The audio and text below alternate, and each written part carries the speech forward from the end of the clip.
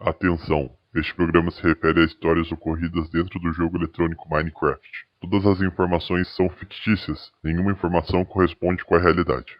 Bom, eu não sei se você tem assunto da semana. Antes de qualquer coisa, nós devemos satisfação ao público. Gostaria de pedir desculpa ao ouvinte. Fizemos um programa um tanto quanto...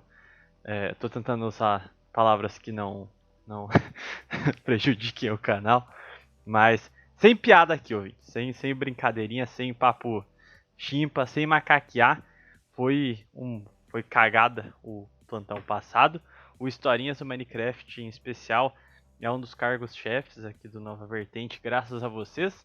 O programa está indo muito bem e muita gente louva este programa, inclusive os programas de maior aceitação da esgotosfera ultimamente. Pô, a gente fez a Lava Jato, MK Ultra, bomba atômica no Ceará, coisa que sempre sonegaram os ataques americanos ao Brasil, ninguém nunca falava.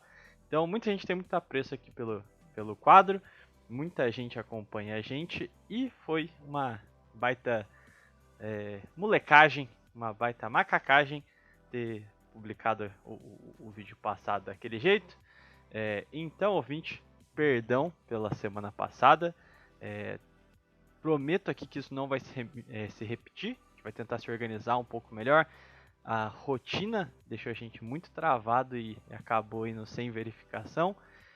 E bom, como forma de pagamento, eu estou levantando aqui para os temas que vocês mais estão pedindo. E eu estou bolando uma coisa um tanto quanto especial. Mas, antes de eu anunciar aqui para vocês, Honório, o criminoso do ato, o responsável por desonrar o ouvinte do Historinhas do Minecraft. Gostaria de deixar suas públicas desculpas. Não, olha, nesse dia o Thiago foi fazer um áudio reclamando de sair, aí ele mandou um áudio. Meu amigo, o cara mora literalmente num lugar que só tem barulho, só tem. Caralho, pô. É por isso que não escuta, pô. Você não tem audição boa?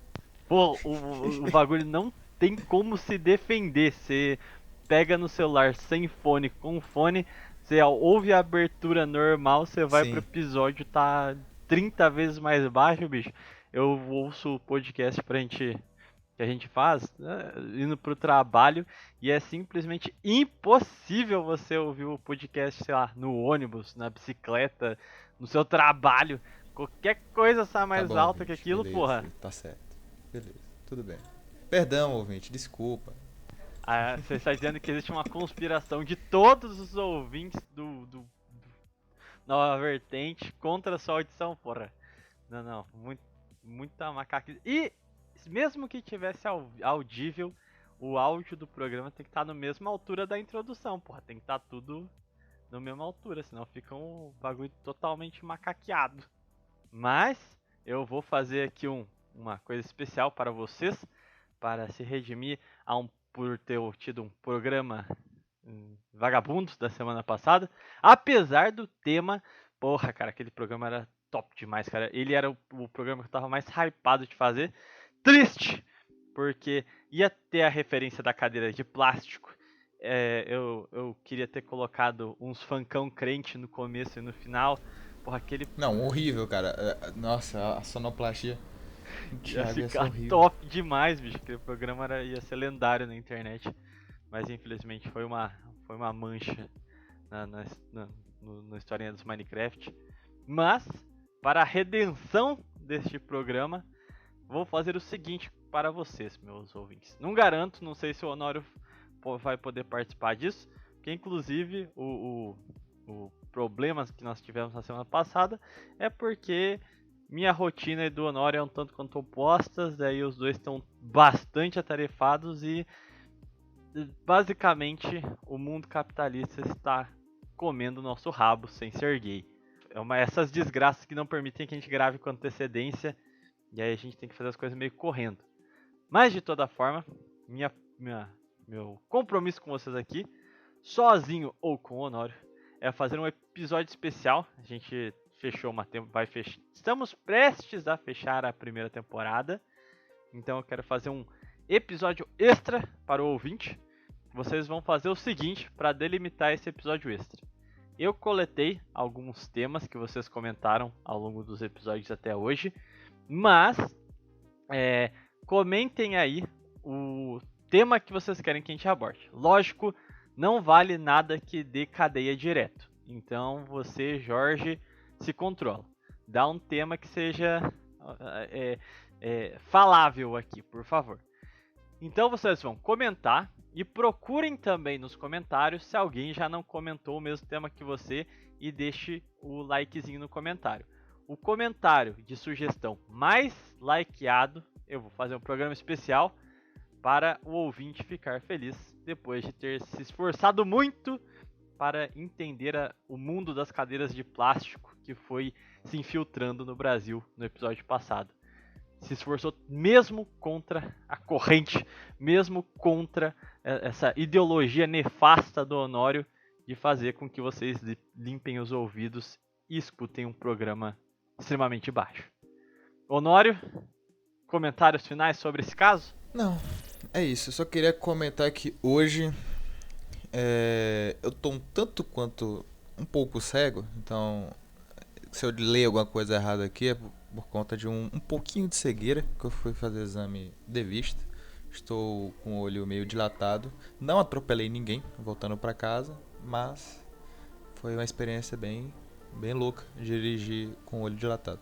Bom, então, acontecimentos da semana no mundo da política não teve nada demais.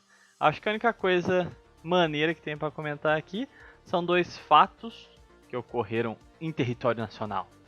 Que foi, primeiro deles, Mendigopil. Honório, você acompanhou este caso? Cara, meu amigo, simplesmente avassaladora a Mendigopil. E, cara, meu amigo, esse cara vai se matar, cara. Não tem como não. Não tem como. O cara quebrou toda a esgotosfera de academia. Cara, depois dessa, tipo, o cara era shapeado, tal, vida normal, tal, aparência boa e tal, tratava bem a mulher, falava bem dela, e a mulher faz isso, cara. Como é que tanca, cara? Como é que tanca? Não tem como mais, cara. Simplesmente tancava a mulher. Bom, você que já está num relacionamento, lembre-se sempre de não deixar a sua esposa perto de dois novos inimigos do homem. O primeiro, mais famoso, os cachorros. A Dog Pill está fazendo vítimas. Cuidado, ouvinte. E o segundo grande inimigo do homem agora se revelou e são os mendigos. Cara, nem os mangaka de hentai japonês não conseguem ter uma lore dessa, cara. O Brasil simplesmente superou a nojeira. Cara, essa semana, antes da gente falar dos negócios do Danilo, já que você tocou em escatologia, eu tô maluco, eu tenho que fazer um tratamento mental, que essa semana eu fui ver eu conheci um carinha que ele era metido a crítico de HQs e mangás, não sei o que, e ele até que era legal, assim, pá, e ele me recomendou um mangá anti-americano chamado Japa, e eu só fiquei desgraçado de minha cabeça. Mangá maluco, mangá muito doido, mas mangá de pederasta, assim, completamente sequelado da cabeça, porque era um negócio absurdo. Japa é um mangá que conta uma história alternativa da história mundial. Lá, o eixo vence a guerra e mostra o Hirohito com o bigode lá desembarcando nos Estados Unidos, né, pela vitória. E eles meio que retratam como teria sido se o Japão tivesse invadido os Estados Unidos e não o oposto. Só que nisso, para ele enfatizar esse ponto, o mangá é recheado de sacanagem da pesada, da pederastia que você realmente começa a se perguntar o quão são é o povo oriental, que tipo de substâncias eles têm por lá, porque, meu amigo, eu li páginas que eu acho que a humanidade não devia ter acesso. São violações absurdas, no sentido e eu descobri depois que o mangaka era comunista. Então, foi uma leitura que me desgraçou da cabeça. E ainda por cima, a mensagem era uma bosta. Então eu só fiquei duplamente triste, porque a mensagem era: tá vendo? Não seria sido diferente se o Japão tivesse ganhado a guerra. A gente é tão ruim quanto os americanos. E é isso.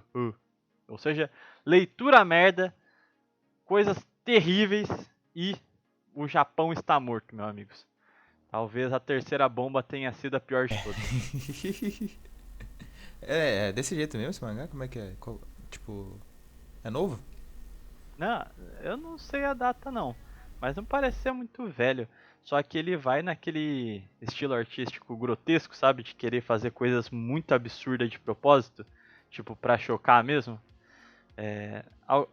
Antigamente tinha bastante animação, né? Não sei se você já viu aquela que retrata quando as bombas caem em Hiroshima e Nagasaki, que vai mostrando as pessoas sendo tipo, evaporadas, né? Daí é uma animação em slow motion que vai mostrando o tecido sendo evaporado, os ossos, a pele e a criança derretendo.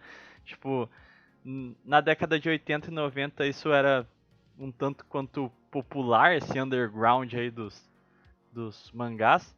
E eu não sei como é que tá hoje em dia, mas esse mangá aí é muito esquisito, porque depois ele faz algumas críticas, tipo, ele faz algumas alusões, tipo umas fotos históricas, só que eles fazem o contrário, sabe? Pega o primeiro-ministro do Japão descendo nos Estados Unidos, só que ele usa como referência a imagem do Douglas MacArthur lá desembarcando no Japão. Então, ele faz várias referências até interessantes, só que tipo 80% da obra é japonês entrando numa casa de uma família, mata o pai e você já sabe o que acontece com a mulher e as crianças.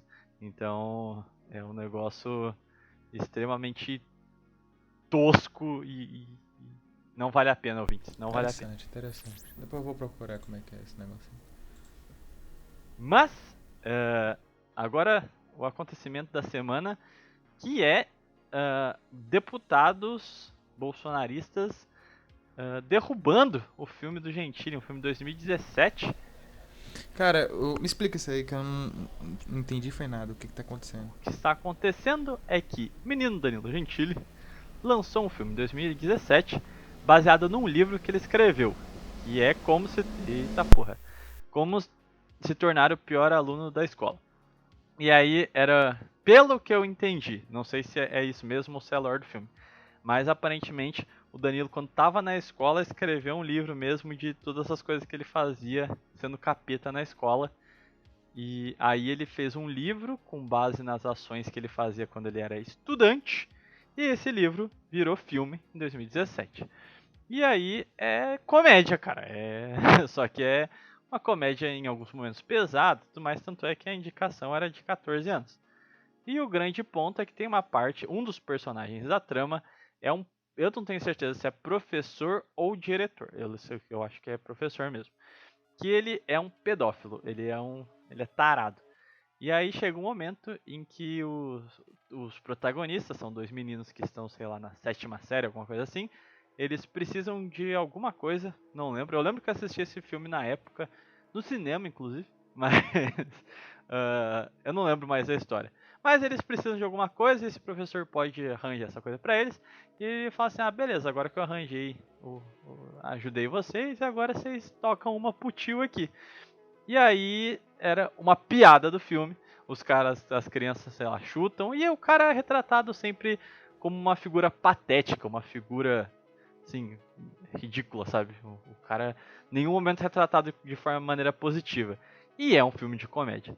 O que acontece é que menina Carla Zambelli, quer dizer, não sei nem se pode ficar citando o nome, enfim, deputados da base do governo cortaram só a parte do filme em que o cara pede a tocadinha e começou a falar: olha aqui, que absurdo aqui o filme do Danilo Gentili. Isso aqui não é coisa para crianças de 14 anos. Nós temos que tirar isso aqui. E aí eles começaram a fazer lobby, pressão política e conseguiram fazer a justiça, obrigar o negócio de streaming aí a retirar tudo do ar desse filme. Ou seja, o filme foi censurado em tudo quanto é canto, passivo de multa para que mantivesse o filme no ar. O mais engraçado é que parte considerável das pessoas que participaram dessa pressão política, na época, em 2017, quando o Danilo Gentili não era um inimigo político, chegaram a elogiar, bater palma, falava que o Danilo era um guerreiro contra o politicamente correto e não sei o que, e agora eles meteram essa.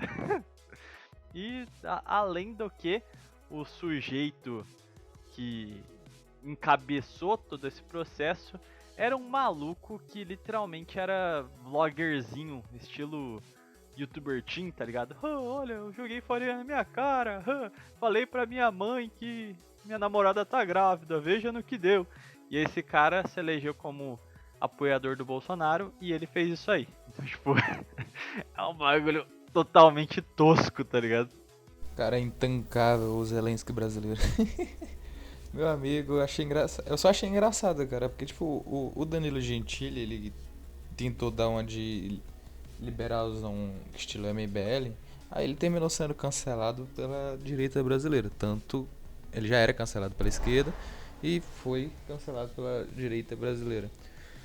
E, por um lado, eu acho interessante, porque evita dele se tornar o Zelensky brasileiro, que era uma coisa possível, tanto que até ano passado o pessoal pedia para ele se candidatar a presidente. Não sei como se o pessoal ainda pede, mas eu não duvido que um dia ele se candidate, não. O que você acha, Thiago? Eu não acho que ele queira. Se ele quisesse, o momento era agora. Ano passado, se ele tivesse trabalhado certinho, eu acho que ele poderia ficar forte, porque vamos votar num comediante pra ver como a gente não acredita em nenhum lado, sabe? É um discurso fácil de assimilar, qualquer um vai. E quem não quiser fazer voto de protesto vai falar: não sei em quem votar, então foda-se, vai no Danilo, ou assisto ele de noite lá no SBT, pronto, acabou. Então, tipo, é tanto um efeito Zelensky como também algo parecido com o Silvio Santos, sabe? Tipo, conheço o cara aí, vai ele mesmo, foda-se, não tem quem votar. Então, era perigoso politicamente. Mas do ato em si, acho porqueira, acho tosquice e acho que serve mais pra afastar cada vez mais o eleitorado normal do bolsonarismo em si. Agora vai ficar só uns velhos chatos, sabe? Uns velhos que apoia qualquer porra aí que ele vê no zap e aquela base mais memeira, base mais haha, humor e piadas. Acho que se afasta porque é um negócio meio tosco, sabe? Tipo, não tem contexto nenhum. Os caras do nada cortaram um filme velho e quiseram agitar a base deles. Achei tosca demais essa censura aí. Achei meio merda. Não é nada base, sabe? Os caras estão no governo. E o filme é de 2017, cara. Como é que eles reviveram o negócio de 2017 agora? Eles deviam estar querendo arranjar alguma coisa pra atacar o Danilo, sei lá. Mas eu acho que é meio escroto, sabe? Tipo, tem um monte de filme usando verba do Estado pra cultura, sei lá, de a gorda negra feminista que venceu o patriarcado, não sei o que. Esse cara não mexe uma palha pra mudar esses lançamentos anuais. Agora um filme que foi lançado autônomo, tá ligado? O cara não usou verba pública nem nada. Bagulho velho pra caramba. E, cara, é humor, sabe? É muito pior quando essas críticas, quando tem gente defendendo coisas de verdade do que um humor nonsense. Então, tipo, achei extremamente merda. E um monte de amigo meu em rede social, assim, que não é velho e gosta de humor e piadas, só, inclusive, vou delatar aqui, menino Zaroni comentou extremamente pucto no post que compartilhei a notícia. Ele falou: agora eu vou cravar 13 com gosto, bando de velho. Ou seja, os caras fazem uns efeitos Cara. rebote muito burro, cara. Pra que ressuscitar o bagulho de 5 anos atrás, tá ligado? Muito macaco, cara. O bolsonarismo o Bolsonaro é intancável, cara. Falando em dinheiro para, abre aspas, cultura, Lei Paulo Gustavo, o Senado aprova projeto que destina quase 4 bilhões para a cultura. O que você acha disso? Se tivesse uma ditadura, Pra seria maneiro. filme, pra filme, pra filme estilo Marighella. É foda essas coisas de cultura, que eu não sou contra, principalmente no ano que a gente tá. Tipo, os militares, quando foram fazer o filme da independência, fizeram um baita filme maneiro. Mas o problema é que a gente vive numa democracia, né? Se a gente tivesse uma ditadura. Os militares fizeram alguma coisa que não fosse pôr na chanchada? Não sabia não. Fizeram, o primeiro filme da independência, de 72, se eu não me falha a memória, é um baita filme bom, sabe? Com elenco de peso. Foi para comemorar a independência do Brasil, a nacionalidade. Então eles fizeram um bom projeto de cultura naquele momento, apesar de ter, né, permitido que um monte de coisa acontecesse em outras áreas. Mas se a gente tivesse um governo que falasse, não, vamos dar dinheiro pra caçamba, pra cultura, mas vai ser pra produzir, sei lá, animações pra crianças conhecerem a história do país, heróis, filmes pra adulto mesmo, que nem tem aquele filme do Churchill, sabe? Que saiu, sei lá, quantos anos atrás, uns 4 anos eu acho, ou mais, sei lá. Enfim, teve um filme do Churchill, por que não fazem um filme do Getúlio Vargas, tipo, não sabe? Uma produção realmente boa. Ou então, o Góes Monteiro mesmo também foi muito importante para a história naquele momento.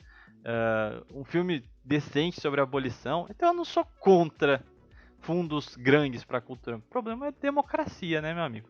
Aí vai ser só filme de a lésbica oprimida, a periferia e não sei o que. Vai ser só um monte de churume, tá ligado? Simplesmente intancável a culturil do Brasil, cara. Mas hoje a gente vai estar falando sobre o que, Ana?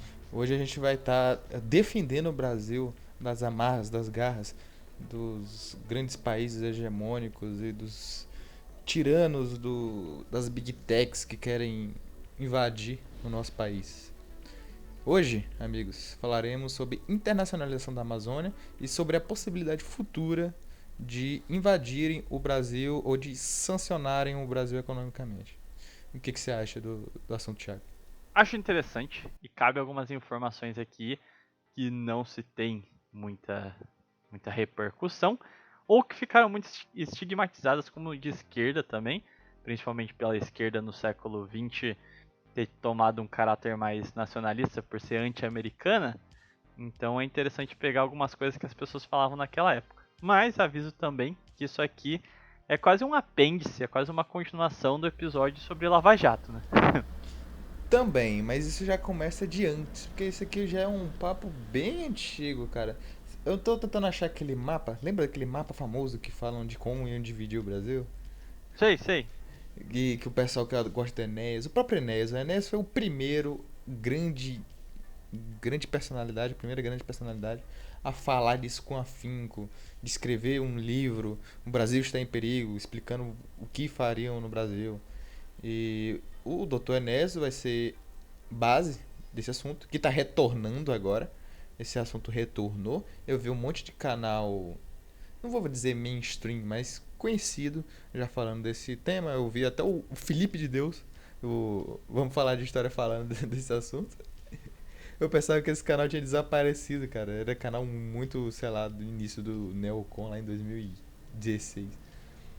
Falou desse assunto. O Farinazzo falou desse assunto, a Anitta Blian, toda essa galera falou desse assunto. É algo que tá retornando, tá ressurgindo esse tema.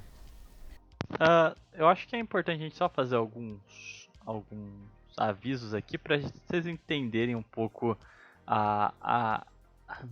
não só a dinâmica do assunto, mas a profundidade dele também, que é sobre não analisar a questão nacional, soberania em todos os aspectos possíveis e imagináveis, segundo uma ótica muito política polarizada, no sentido de que você precise definir ideias de direita ou de esquerda. E especialmente no Brasil, o debate entre essas questões ficava numa oposição muito complexa, porque lá fora significava uma coisa e aqui dentro ficava totalmente sem nexo, sem sentido, porque o debate circundava outras questões. Só explicando para vocês.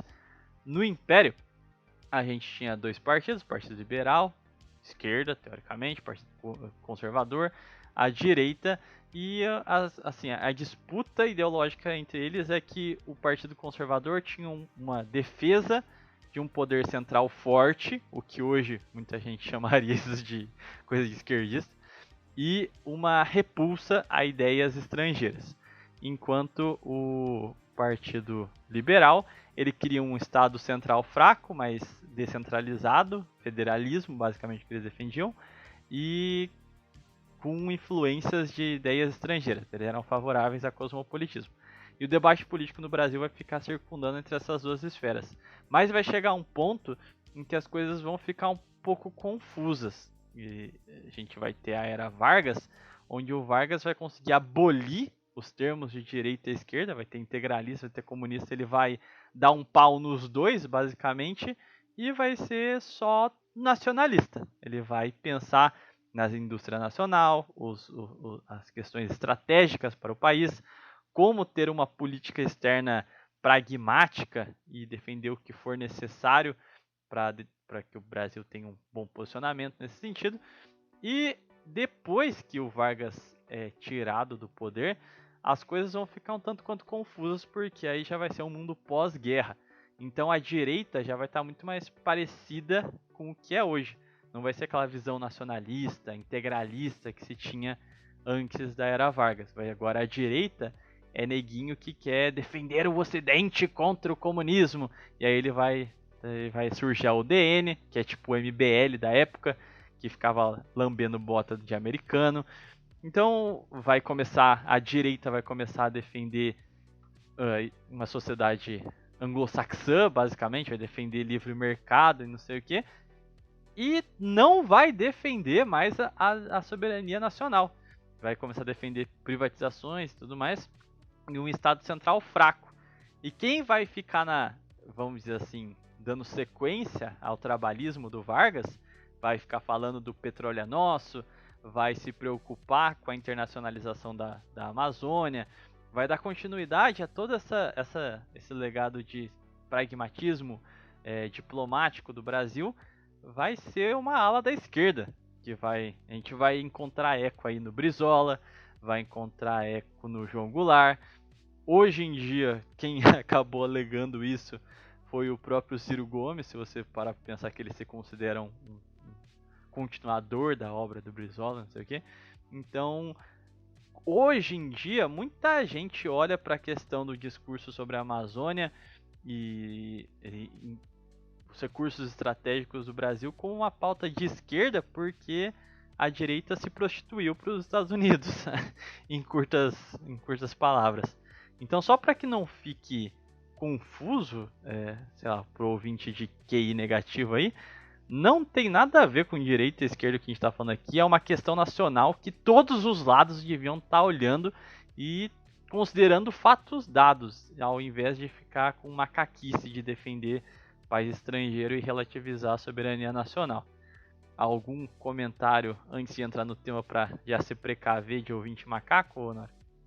Eu achei essa sua introdução perfeita. E vale lembrar que provavelmente quem ficou mais vidrado nesse assunto foi o caríssimo Dr. Enéas. Então, sem ficar de papinho depois no chat, porque não entendeu o que a gente quis dizer. Então, a gente vai entrar logo no assunto ou você tem mais alguma coisa? Não, eu só queria fazer essa introdução aqui pra não ficarem com eu ouvi o Lula falando que o petróleo é nosso, você é de esquerda? Tá ligado? Sim. Tem algumas coisas interessantes nisso aqui. Uma coisa que ano passado tentaram passar uma lei na ONU que, deixa eu ver se eu encontro ela aqui. Na ONU, Rússia veta a resolução que colocava crise climática como grande ameaça à segurança internacional. Seguinte, isso aqui abriu o olho de muita gente que não estava prestando atenção. A Irlanda e a Nigéria foram na ONU e tentaram levar ao Conselho de Segurança da ONU essa resolução de que ela tem 17 pontos e que colocariam crise climática como uma ameaça à segurança internacional. Não sei se vocês estão entendendo o que significa. Então, por exemplo, se algum país está prejudicando o meio ambiente, não está lutando contra as mudanças climáticas, ele poderia receber sanções pela ONU, ou pela OTAN, ou dessas coisas do tipo. Então, fica claro já que eles já estão se preparando para esse novo passo da Agenda 2030, que já está chegando, a data estipulada, que era para quando era para estar tudo pronto. E estão começando a querer acelerar. E eu acho, na minha opinião, de que esses acontecimentos recentes da Ucrânia vão dar um pouco mais de tempo e respiração pra gente. E assim, só para vocês entenderem como as coisas não estavam desconexas, semana passada, eu creio que vai ficar como semana passada para o ouvinte que estiver ouvindo isso aqui no dia, eu cheguei a entrevistar o Aldo Rebelo, e ele, falando quanto ministro no governo Dilma, bem naquela época do não vai ter Copa e não sei o que, ele começou, independente da sua opinião sobre ele, ok? Considere que é um ministro do Estado brasileiro, uma figura responsável pela defesa e soberania do nosso país. Ele foi ministro da Defesa em outro momento, naquele momento, se eu não me engano, ele era do esporte, mas de toda forma é um porta-voz oficial do nosso Estado. E ele diz com clareza que o Brasil foi vítima de guerra híbrida. Tudo aquilo que a gente viveu, como a gente já falou no episódio da Lava Jato, não surgiu de maneira tão orgânica quanto algumas pessoas pensam, não. Então, o meu ponto aqui é, naquele período, a gente vai ter a Primavera Árabe acontecendo e tudo mais, mas o ponto é que já se tinham inúmeras ONGs internacionais aqui, muito antes, né, a gente tem a demarcação das terras indígenas, que estranhamente foram demarcadas em cima das principais minas que o Brasil tem. Então, assim, é tudo extremamente estranho, para dizer o mínimo, como as coincidências vão se avolumando. Então, para vocês terem uma noção, tem aqui o site do governo americano, em que eles disponibilizaram uma série de PDFs que os Estados Unidos tinham, está descrito como International America, South America aqui, enfim, era Relatórios Anuais de Minerais, volume 3, Relatórios de Área Internacional, América do Sul. São mapas que eles separaram por país e por região, literalmente fazendo um mapinha com tudo que existia de riqueza mineral e natural no Brasil e na América do Sul inteira, na América Latina. E eles tinham isso aqui, catalogavam desde um pouco antes do final da Segunda Guerra. Então eles já sabiam e planejavam rotas e como funciona geograficamente o nosso continente.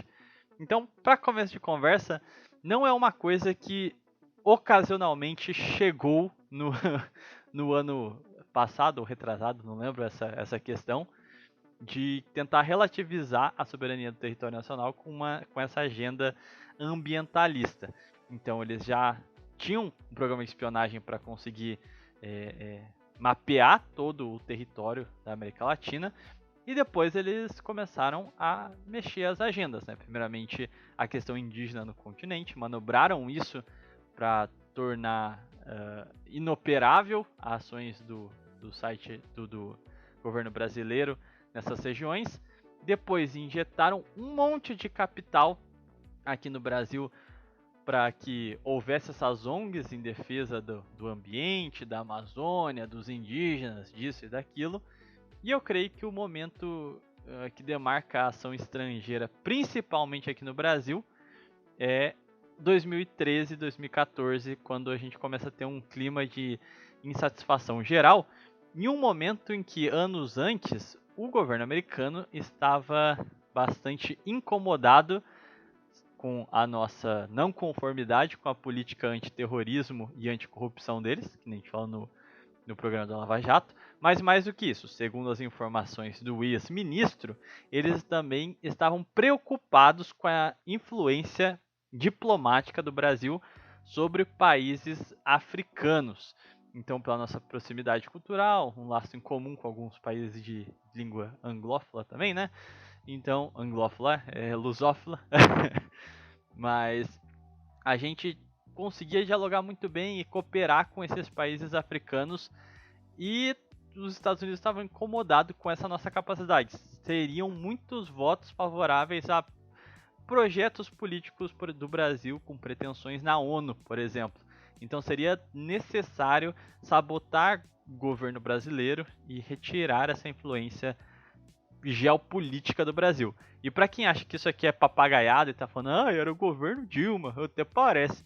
O Brasil tinha, né, até o governo Bolsonaro com o Ernesto Araújo, mas ele tinha uma tradição que passou por diversos governos liberais, nacionalistas, de esquerda, de direita, de tudo quanto é orientação política, que respeitavam a doutrina magna que foi instaurada com o Barão do Rio Branco. O Império do Brasil já era grande diplomaticamente, mas de fato no início do século XX o Brasil desponta como um grande player da diplomacia internacional. E mesmo que o governo do PT tenha feito inúmeras coisas absurdas, um dos cuidados que eles tiveram foi de não romper tradições de Estado, e com ênfase na diplomacia brasileira. Infelizmente a gente perdeu isso porque, né, o Bolsonaro resolveu quebrar essa tradição diplomática que a gente tinha. Mas de toda forma, Honório, você tem algumas colocações aí também? Perfeito. Então, essa história já é muito antiga de como vão prejudicar o Brasil e de que o Brasil é o próximo da lista. Eu tava vendo um vídeo do comandante Farinas mostrando justamente de que dos países dos BRICS, a África do Sul, quem era alinhado na época da formação dos BRICS, o presidente da África do Sul já está preso, o do Brasil já lascaram o Brasil todinho, e sobrou a Índia, a Rússia e a China, que são os países nucleares e que tem um governo central mais forte, diferente do Brasil, que tem um governo central com um executivo que tem o poder relativo e que cada vez mais o legislativo se mostra mais forte, e temos um judiciário que, bom, vale nem a pena comentar. E isso mostra à tona certos discursos que são antigos, como por exemplo, tem declarações antigas, como essa aqui, de 1992, de John Major, que era o primeiro-ministro britânico na época, que ele falou o seguinte: as nações desenvolvidas devem estender o domínio da lei ao que é comum a todos no mundo. As campanhas ecológicas internacionais sobre a região amazônica estão deixando a fase propagandística para dar início à fase operativa, que pode definitivamente dar oportunidade a intervenções militares diretas sobre a região. Isso foi em 92, o primeiro-ministro britânico. Então, isso já demonstra que eles têm um interesse grande de invadir a Amazônia, literalmente, e tomar aquele local. Eu acho que não fazem isso porque o Brasil ainda estava... Eles não se preocuparam tanto de acelerar esse processo porque o Brasil é o Brasil. Não tem tanta força assim. E eles acho que só começaram a se preocupar um pouco quando viram que o Brasil começou a se desenvolver e começou a se alinhar com outros países que juntos poderiam enfrentar esses países maiores. Que, convenhamos, esses países não servem a eles mesmos, eles não servem... Quem tem interesse aqui não é o primeiro-ministro, não é o presidente Biden, o Obama, o Bush. Todos eles não ganham nada com isso. Quem ganha com isso são aqueles que controlam a narrativa mundial, os grandes banqueiros do mundo. Então, Mais alguma coisa aí, Thiago? Ou você... É assim, só pra dar um histórico de ações, eu acho que é importante a gente. Na história recente, tá, gente? Não tô falando nada que você precise ir muito atrás na história, mas a gente tem a morte do Muammar al-Gaddafi, né, na Líbia, que basicamente a OTAN entrou lá, matou o cara, porque sim, porque o país não era uma democracia e só isso foi suficiente para eles irem lá e tocarem um terror, sabe? Isso foi em 2011, então foi em termos históricos ontem e aconteceu o que aconteceu, inclusive eu acho que a gente pode falar um pouco mais a fundo sobre isso no episódio sobre, sobre imigração para a Europa. Mas enfim, a desestabilização que o Ocidente criou no Oriente Médio é totalmente voltada em cima desses pressupostos.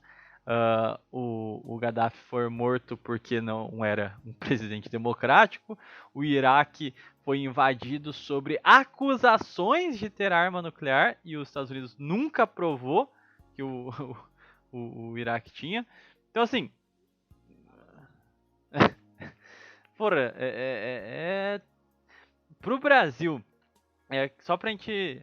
Qual que é o termo utilizado mesmo, a representação que eles deram pra quererem sancionar a gente? Era o. Como assim? É que a França e a Holanda, né, que veio pra Não, cima. a que veio foi Irlanda e Nigéria, que entraram na ONU pedindo pra na ONU considerar mudanças climáticas como segurança internacional. Bom, o que fica evidente aí é que, assim, isso já é o suficiente pra adentrar no nosso território, sabe? Já tem precedente histórico de que eles são capazes disso e vão fazer isso se necessário. O pretexto é o menor dos problemas. Então, e é só a gente olhar para o que eles fizeram com outros países e ninguém falou nada, ninguém contestou nada. E assim, entrando agora para o contemporâneo. A agressão da Rússia foi rechaçada, mesmo os Estados Unidos fazendo a exata mesma coisa no passado recente, sem ninguém reclamar. O grande ponto que eu acho que é perigoso agora é que a Rússia é um país tão poderoso que foi deflagrada a necessidade de uma cooperação maior entre Europa e América do Norte. Então, se no começo das escaladas das tensões eles estavam se mostrando extremamente fracos e incapazes de agir coordenadamente, eles pegaram o recado de que eles realmente estavam brincando com o perigo, estavam flertando e não estavam preparados para essa eventualidade de fato. Eles precisaram se organizar no decorrer. Agora, a gente tá vendo, tipo, os Estados Unidos dando cartada a ponto da Alemanha sendo obrigada a falar que vai suspender os contratos de gás com a Rússia. Isso aí os Estados Unidos conseguiu falar para o governo alemão, falar, olha, você vai fazer sua população sofrer, provavelmente muita gente morrer, mas você vai fazer isso. E eles falam, tá bom, a gente vai. E eles acataram, tá ligado? Então, o nível de cooperação vai ser muito maior. Se em 2019 ou 20, eu não lembro agora, o Macron começou a cantar de galo e falar que a gente tinha que internacionalizar a Amazônia e entrar num conflito geopolítico aqui, a coisa eu creio que vai ficar mais feia, porque até então era um mundo onde o Ocidente estava desarticulado. Então era uma reclamação do Macron, da França. Agora, se essas conversas voltam a ocorrer, eu acredito que o nível de grupo, a resposta grupal e as exigências vai ser de bloco. Então eu não acredito que vai ser uma coisa sozinha. E vale lembrar também que o Biden, ao longo da sua campanha, focou em alguns momentos também a fazer comentários sobre a Amazônia, né? Então eu acredito que E acredito que vai, em breve, assim que a poeira baixar da guerra, vão olhar para o Brasil, vão falar, bom, tá no BRICS, vai ser um problema.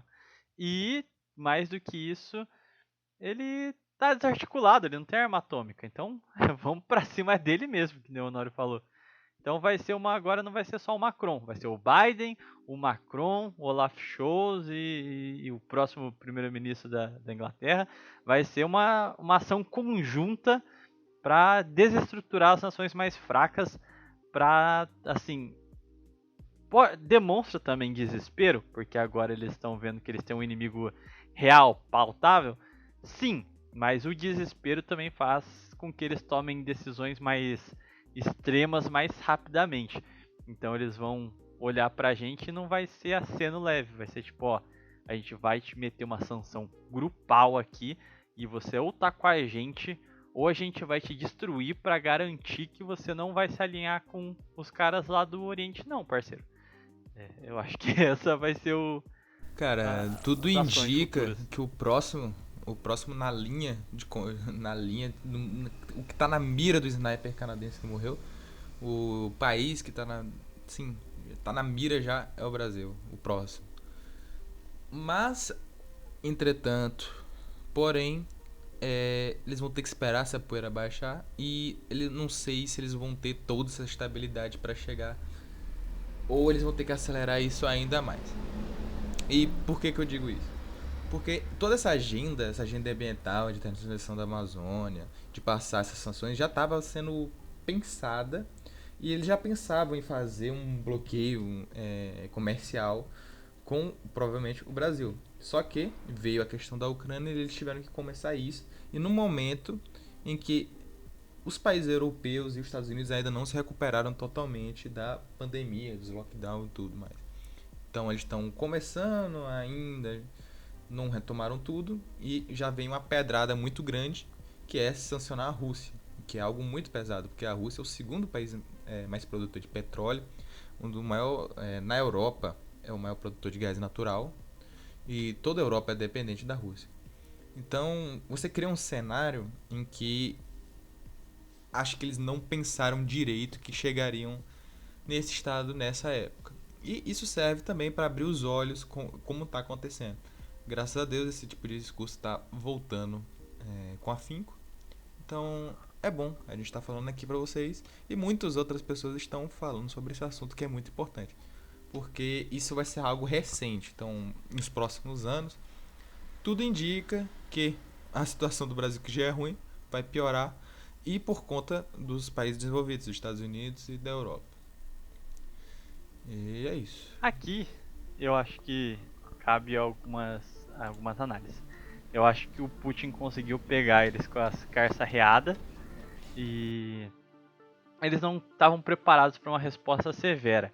E a forma deles demonstrarem, ou pelo menos esconderem que eles foram pegos com a calça reada, foi responder muito fortemente para não dar sensação de fraqueza, mesmo que tenha sido assim bem visível para o mundo que o Ocidente estava despreparado para um conflito desse porte.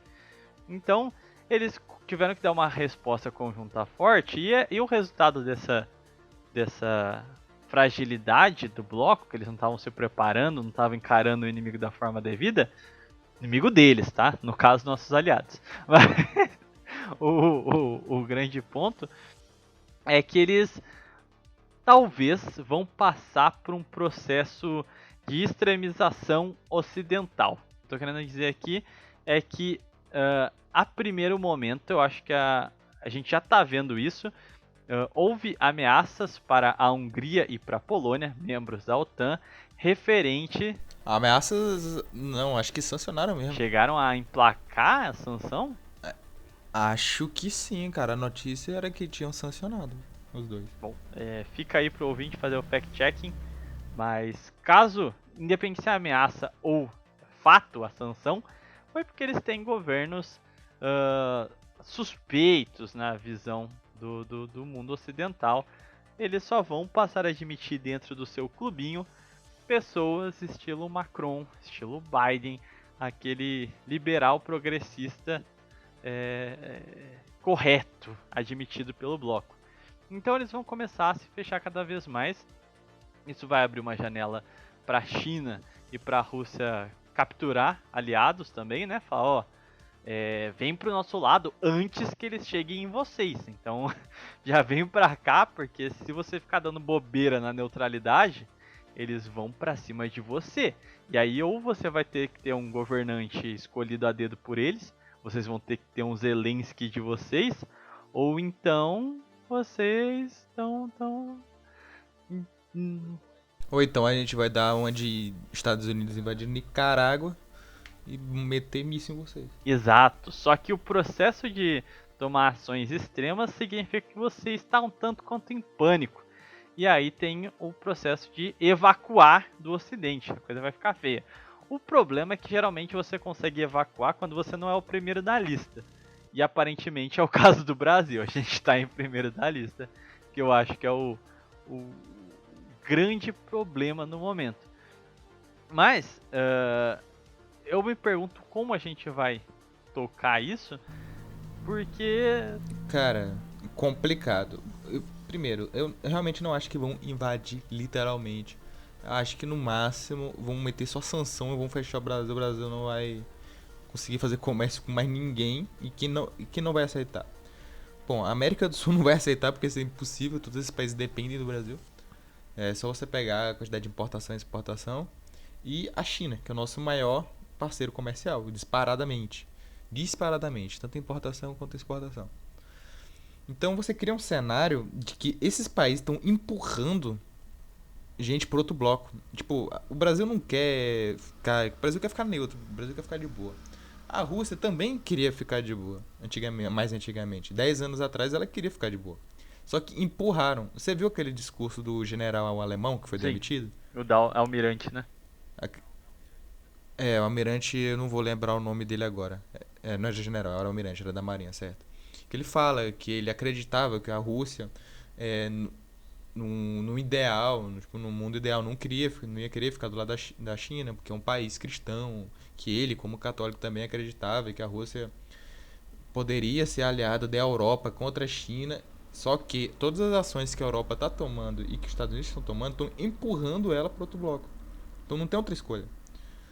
E que era melhor eles pararem com isso, pedir para a Ucrânia assinar logo algo dizendo para ela que não ia entrar para a OTAN, que desse jeito tudo ia dar certo, não ia ter guerra, não ia ter nada.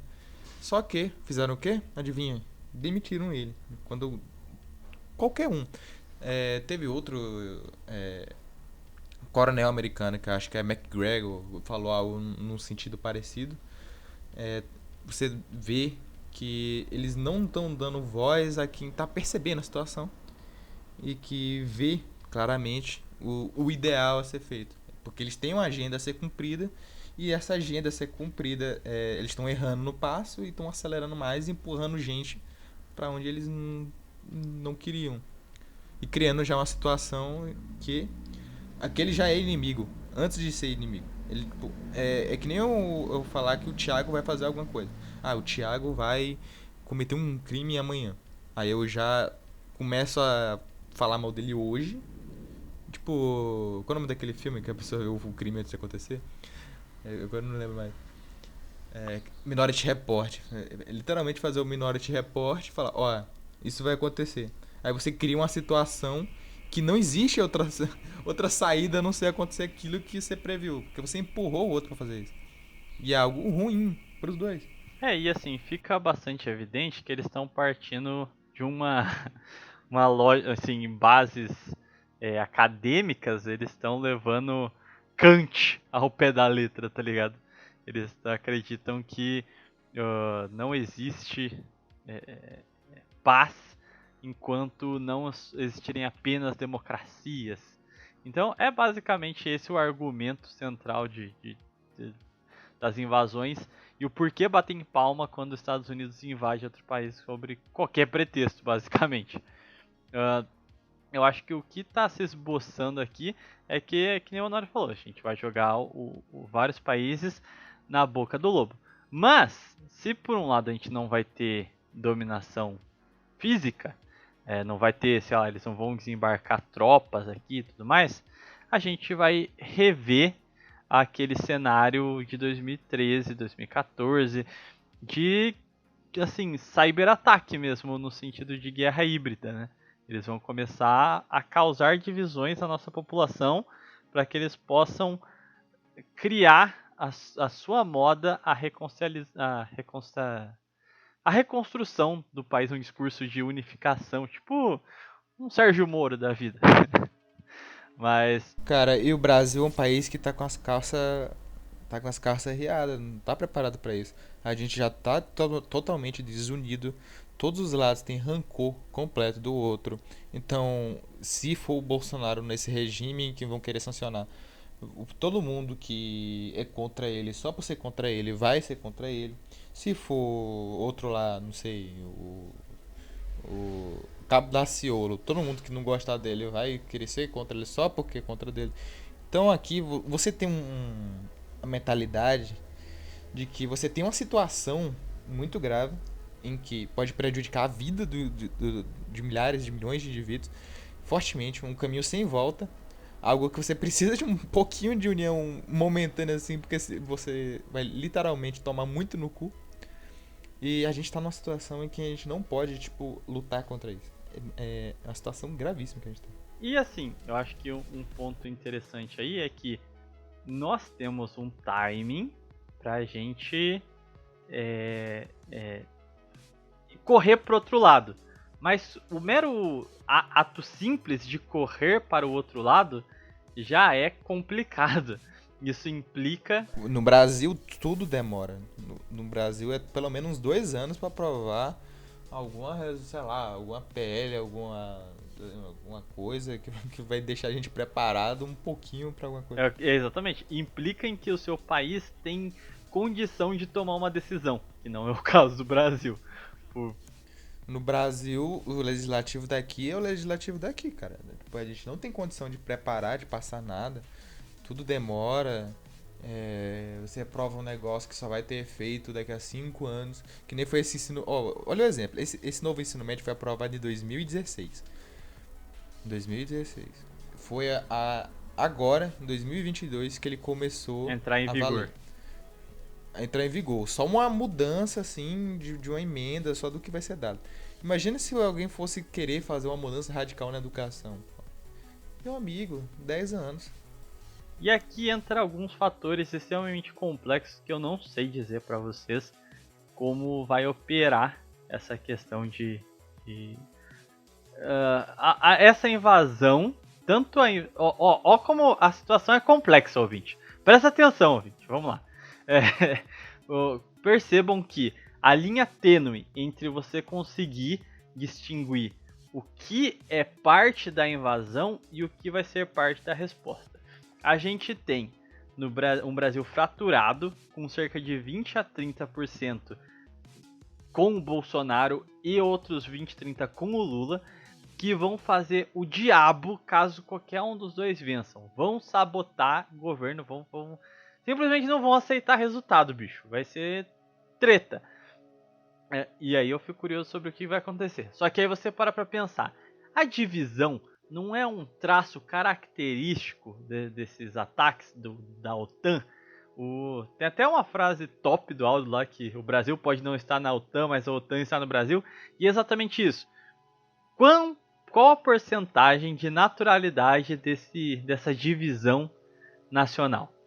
Mas aí entra o ponto. O Bolsonaro sinaliza, bem no finalzinho do seu mandato, de uma forma inteligente.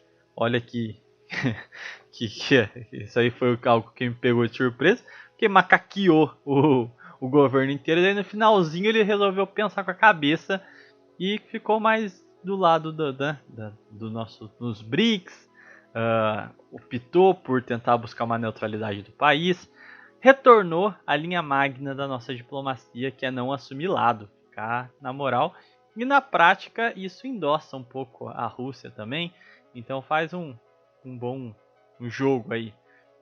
O ponto aqui é que o Lula também, no dia quando a invasão começou, fez uma postagem bem Red Pill, ele falando que os Estados Unidos fez isso tantas vezes e ninguém falou nada, então mandou essa alvivaça no Twitter. E depois, Cara, uma coisa que eu acho engraçada é que o eleitor do Lula simplesmente não sabe porra nenhuma dele. Eu fui falar com um indivíduo que é lulista. Aí eu fui falar que o PT falou que tava do lugar da Rússia.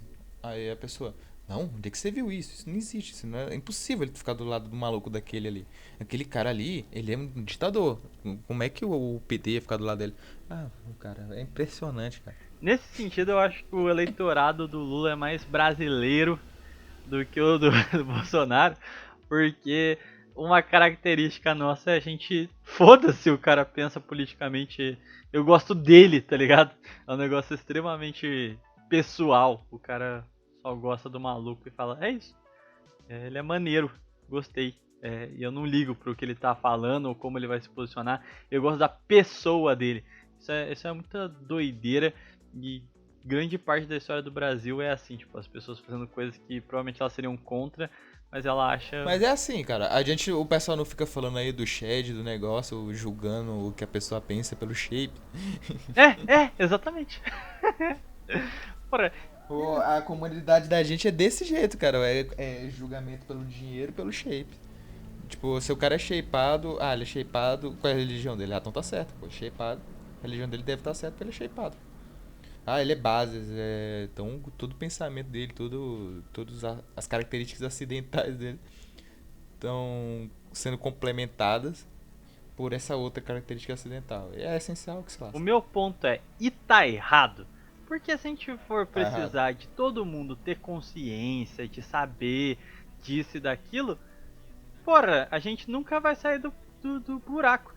É por isso que eu acho um tanto quanto Tá errado, sabe por quê? idiota, tipo, a gente falando. Eu vou lhe explicar, Ah. Thiago. Vou lhe explicar muito simplesmente. É aí que tá o problema da democracia. Porque a democracia ela vai ligar pelos aspectos acidentais. Porque o indivíduo, o sufrágio universal, ele liga pelas as características acidentais. A característica da autocracia é justamente forçar um princípio, uma essência correta. Quando a gente defende isso, a gente está defendendo essa forma de governo autocrático porque a gente defende esse princípio essencial, verdadeiro, e independentemente das características acidentais em volta disso aqui, a gente vai defender isso aqui porque isso aqui é o princípio, isso aqui é a verdade. Sim, mas isso cabe muito da interpretação, porque isso pode ser facilmente alterado, porque ao mesmo passo que a democracia, o sufrágio universal vai contar essas características, ela também vai dizer que deve existir uma oposição e não sei o que, e você deve ter senso crítico e tomar consciência da situação. Tipo gente que fala assim, o Brasil é um país analfabeto, sei lá qual país é iletrado. E daí que as pessoas são iletradas? E daí que são analfabetas? Eu acho muito mais complicado um país andar pra frente com todo mundo querendo pagar de politizado e querendo falar, do que um que tenha só uma elite que pense e que dirija, e os outros confia, porra. Para de querer ficar dando opinião de, não, eu vou contestar aqui, não sei o que. Isso aí é pedir pra dar bosta, cara. Todo mundo quer falar, todo mundo quer ter razão e não deixa ninguém governar. Mas aí é que tá. A partir do momento que você fala que a forma correta é analisar pelo esse jeito, você tá dando valor a essa forma. Não, sim, eu não tô discordando de você. Eu tô dizendo que do jeito que você expôs, pode abrir interpretação, entendeu? Tô dizendo que a gente precisa de conceito, como diria o Enéas, né? Ele tem um conceito. E que esse conceito se dirija a castas específicas, pô. Cada um tem uma função na sociedade e para com essa porra de todo mundo ter que ser tem que ter voto consciente e você deve olhar as candidaturas dos negócios do seu candidato, isso aqui. Cara, isso nunca vai dar certo, porra, porque ninguém vai querer fazer isso. E é meio que uma infantilização do debate, sabe? Acreditar que as pessoas querem decidir o seu futuro. Eu acho que não querem, não. Eu acho que grande parte só quer ter alguém que possa tomar a decisão no lugar dela e enquanto ela trabalha normal naquilo que ela tem predileção, sabe? É por isso que eu acho que, assim, é triste que se a gente tivesse um regime corporativo posto, ninguém contestaria. Mas eu não vejo como a gente poderia alcançar esse regime, entendeu? Eu acredito que... Quer dizer, até vejo, eu acho que o Brasil, a única solução para ele conseguir se defender... Eu não tô falando aqui de projeto, não tô falando que a gente tem que... vamos aqui, era arma nuclear para ser Cara, respeitado. nem adianta pensar nisso porque é o seguinte, não tem tempo. Não tem tempo mais. Até o comandante Farinazzi já falou, a gente não tem tempo, a gente perdeu. Esse momento que a gente teria pra se preparar. É isso que eu ia falar, porque assim, não se trata do que os projetos que a gente tem que empenhar. Se trata de ter alguém que esteja lá para poder dar o start. Esse que é o problema de agora, sabe? E o único jeito que eu vejo de arranjar esse cara que possa, pelo menos, sentar na mesa para pensar na resposta, porque o que a gente acontece quando a gente vai falar de soberania nacional é um monte de gente já com respostas, com projetos, só que são projetos que não são aplicáveis porque a gente vive numa democracia. Então o primeiro ponto é, tira a representação popular e a democracia. Primeiro ponto, o sujeito, o líder tá lá sentado. Esse é o problema imediato. Pelo menos o sufrágio universal. Pelo menos. Então assim, o grande ponto nós já temos quase que uma hegemonia na mentalidade e que essas porcarias de representação são necessárias. Mesmo que as pessoas não defendam isso profundamente, elas têm essa coisa de que no discurso fica bonito. Então elas vão defender na primeira campanha midiática de você precisa ser ouvido. Ele fala, nossa, eu preciso mesmo, viu? E aí ele vai cair na narrativa. O único jeito de driblar isso, eu acho que é um sujeito a lá, tipo, Orbán, a lá Putin mesmo, que foi vindo de dentro, ninguém sabe de onde ele foi aparecendo, ninguém nunca soube direito das intenções dele, e ele vai subindo, vai se enraizando sem ninguém dar muita bola, e quando eles vêm, já tá dado, fi. O gato comeu o passarinho da democracia, já foi, acabou. A gente tá sem tempo pra isso, cara. A gente já estamos sem tempo. Tá aí, tá chegando, 2030 aí tá chegando, e a gente tá com as calças riadas. E sabe um indivíduo que eu tava vendo que tava falando desse assunto e eu não esperava sobre isso? Luiz Felipe, né? Princeso. Ele foi lá no canal do Arte da Guerra, né? Eu fui, caralho, pô. Eu falei, caralho, pô. Esperava isso dele não. Eu acho engraçado porque eu me lembro uma vez que ele tava falando disso aí, de um alinhamento com a China, alguma coisa do tipo. Aí o pessoal neocon começou a falar, lá vem, foi vendido pra China. Intancável. Mas será mesmo que a gente tá sem tempo? Também acho. Porque, vou fazer... Não, eu tô contestando essa sua ideia. Porque eu vou fazer o seguinte ponto. Você está em 1885. Você chutaria que 5 anos depois você estaria vivendo numa república? Não sei. Mas aí que tá. Por não pensar nisso aí e pegar com as calças riadas, que caiu. Sim, mas aí a gente volta de novo. Você está em 1925. Você acreditaria que 5 anos depois toda a elite do café com leite seria derrubada e o Brasil estaria vivendo num estado iliberal? Quer dizer, antiliberal? Não, também. Cara, aí que tá. O problema é esse, as pessoas não estão pensando nisso. Mas aí que Elas não tá tão a preocupadas essência do que muita gente descreve, que nem esqueci, José Murilo de Carvalho tem um livro chamado Os Bestializados. Você, agora, em 2022, em 2022, você pensa que daqui a 5 anos o Brasil vai sofrer um monte de sanção internacional e vai perder a Não, Amazônia? mas isso não tem precedente. E isso a gente já consegue visualizar. A gente sabe que tem muita chance de acontecer. O que eu tô dizendo aqui é que o Brasil tem uma característica. Alguns descrevem, que nem o José Murilo de Carvalho, historiador, que escreveu um livro chamado Os Bestializados, que viram o golpe da República e não fizeram nada. Falaram, tá bom. Só que a gente sempre faz isso. O que eu tô dizendo é que, mesmo que a gente não esteja vendo nenhum Viktor Orbán subindo na política e se preparando para dar golpe, o ponto é que o Brasil tem uma característica que ele não precisa dessa preparação toda não. Nossa população aceita mudanças drásticas, bruscas, como se nada fosse, tranquilamente.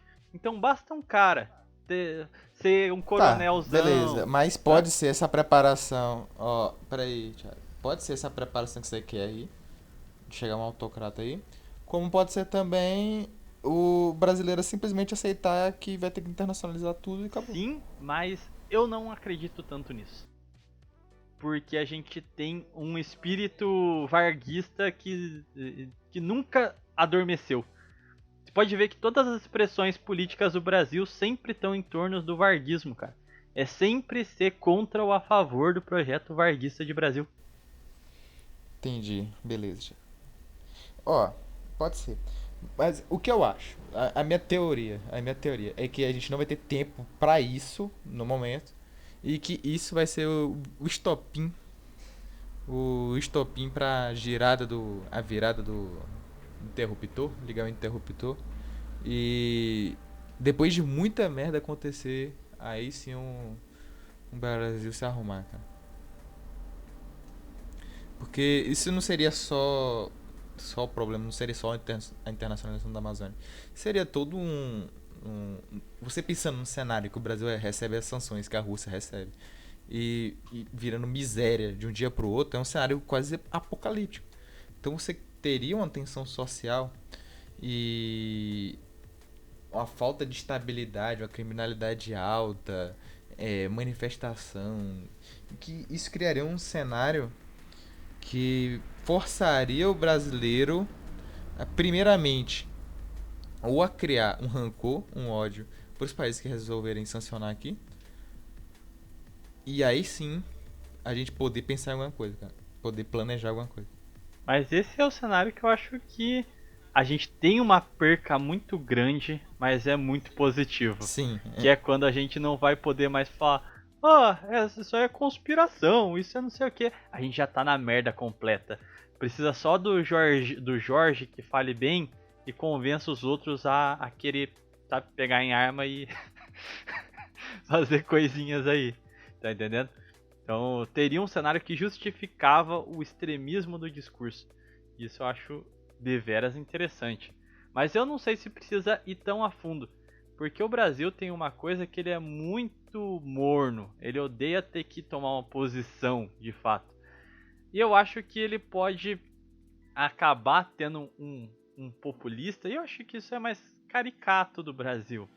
Você ter um populista que ele vai falar: não, a Amazônia é nossa. E se a gente quiser abaixar o preço da gasolina, a gente tem que mexer nisso e não sei o que.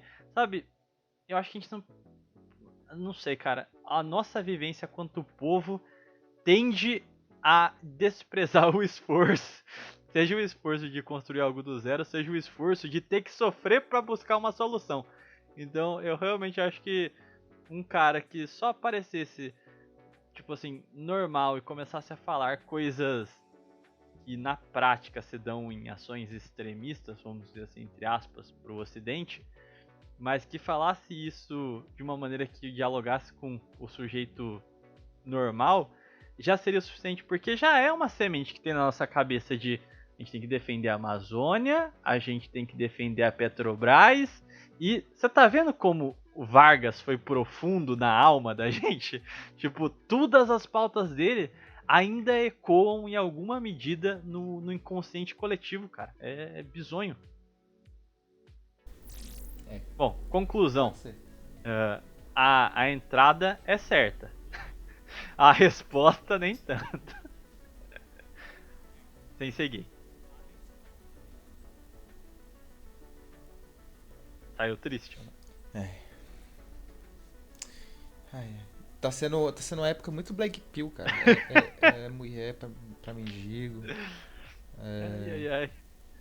Pura. É mulher pra mim. Mas, porra, você pode ver, a gente tá na profunda merda. Mas o que a gente faz? A gente tem líder político que vai comer refugiada. Foda-se, parceiro. Isso aí que é brasilidade, caramba. Cara, ó, eu fiquei com pena do cara. Eu acho que ele vai se churrascar, cara. Porra, eu também, vai te foder. Quem que acha isso errado, assim, profundamente errado? Porra, até parece Cara, que eu na acho conversa que- de tiozinho no bar, isso aí não é uma das coisas mais leves que sai da boca do brasileiro comum. Não, não porra. tô falando do Duval, não. Tô falando do corno. Do corno de Ah, mendigo. tá, do corno de Acho que vai se mendigo. churrascar, Ah, mano. tá. Mano, é que ele não tem mais o que fazer, tipo, ele não tem um lugar pra ir, porque qualquer lugar que ele vá vão reconhecer ele, tá ligado? Sabe, saiu foto dele de tudo. Dele, da mulher dele, de tudo, cara. Eu acho que ele se churrasca. Ou faz uma merda ou se churrasca. Ou os Porra, dois. o cara vai ficar marcado pra sempre pelo cara que a mulher deu pro mendigo. Tipo, não tem o que ele Cara, fazer, tá ligado? e tipo, mesmo ele se mudando de. Só ele se mudando, ele tem que se mudar pra um país muito que não vão reconhecer ele. Tipo, um país muito fodido, assim. Sei lá. Até Ah, nos sei lá, Estados se Unidos é ele. capaz de pesquisarem e acharem, cara. Eu acho que se eles forem, sei lá. Se ele for pra Bolívia, já tá tranquilo. Acho que ninguém vai. A Bolívia talvez. Apagar todas as redes sociais e ir pra Bolívia. Tipo, ninguém tá ligando pra o que acontece no Brasil lá, tá ligado? Tipo, essas notícias assim. Ele fala, foda-se. Tipo, ele vai chegar lá, vai ficar meio receoso. Tipo, será que vão saber que minha mulher deu pro mendigo? Aí ele vai chegar lá e vai ver que ninguém não sabe nem quem é ele. Ele fala, beleza, vou ficar aqui. É. O foda Pode é ela, eu ser. quero saber o que ela vai fazer da vida, né? Não, ela mandou um monte de migué, cara. Aqueles migué de mulher que não assume as merdas que faz, sabe? Ah, puta que pariu. É cada migué. Sabe aquele papo? Ah, primeiro ela disse que viu. Cara, olha só. Olha o nível de blasfêmia de crente. Ela disse que viu Deus no mendigo. Aí ela vai lá. Primeiro que ela prova que ela tem fetiche por Deus, o que já é algo muito É isso que eu ia bizarro. falar. A mulher tem vontade de dar pra Deus, cara? Que porra é essa? Isso já é algo muito bizonho. Segundamente, que. Porra. Cara, é uma situação muito fodida, cara. Como é que ela Tá olha. sem Nossa. resposta. Cara, Ai, Ronaldo ficou sem palavras pra descrever, para meu tancar o nojo. vacilo. Meu nojo por essa situação, cara. Meu Como amigo. tanca? Como tanca? Como tanca, ouvinte? E acho que depois. O seu Hernani não vai chegar aqui no final desse programa porque ele não escuta os programas da gente. Mas o seu Hernani já me odeia, primeiramente. Ai, Porque ai, ai. ele pensa por o negócio lá, naquele episódio que já faz 5 meses. E que a gente falou disso na live, mas eu tenho certeza que ele não viu a live. E por causa disso aí também. Então, já ele vai me demitir. Então, próxima temporada, se eu não aparecer, é porque eu não fui perdoado pelo coração do Hernanil. Eu apoio o ódio do. Quer dizer, o suposto ódio do seu Hernandes pelo Honório. Ele Salazar Hipno e ainda Ó, macaqueou com a porra do. todos os top temas fui eu que escolhi. Bomba atômica no Ceará. O Lava Jato. Você tá mostrando seu valor pro ouvinte Sim, fazer campanha Fique Honório. exatamente. Ouvinte. Passo os links, eu procuro, toma esse link aqui e vê aí. Tem um conteúdo legal. Ai, ai, ai. Mas, cara, já vou adiantando. O próximo, como diria a galera de QI alto, vai ser do Balacobaco, hein? Vai ser o quê? Pesquisas genéticas no Rio Grande do Sul. Não, vai ser algo melhor, cara. O ouvinte que recomendou isso há sei lá quantos programas atrás, mas eu só fui pesquisar ontem e eu falei, meu amigo, isso aqui é bom demais, bicho. O que é isso? A gente tem que gravar umas coisas mais biluteteia, cara. Tipo reptiliano Então, nos Anéis é de um Saturno. bagulho que é totalmente biluteteia, mas é muito bom, cara. Não diria que é verdade. Eu confesso que eu fiquei um pouco confuso. Não sei te dizer se eu. É que é ridículo demais, mas faz sentido, sabe? Aí eu O fiquei. episódio Top Sociedades Gnósticas Ufólogas. Aí a gente faz tipo um top 10 com 10 sociedades dessas de ufologia, sabe, maluca, e fala o que cada um acredita. Bom, eu. O próximo, pra quem queria esses assuntos top esquizofrenia, vai ser o próximo. E sabe o que eu acho que a gente devia fazer Cara, também? É, esse tipo de programa só o ouvinte consegue Só o ouvinte consegue recomendar, porque só o ouvinte consegue ter esse tipo de esquizofrenia. Dei seu beijinho, tchau, tchau. E cascudo em mim. Porque é o seguinte, o programinha aqui, ele tem que encerrar a chamada e pra poder parar de gravar. Bom, gente, então é isso aí. Fiquem ansiosos para o programa da semana que vem. E até semana que vem. Lembrando, autoridades que ouviram esse episódio, tudo isso aqui é no nosso servidor do Minecraft, Conspiracraft. Caso queira fazer alguma investigação sobre, vai ter que entrar no servidor para ver o que acontece lá, tá bom? Então, nada daqui do que dissemos aqui foi real. E para o ouvinte, um beijinho no bumbum e até semana que vem. Beijinho, beijinho, cascudo em mim. Tchau! Essa ficou boa, hein?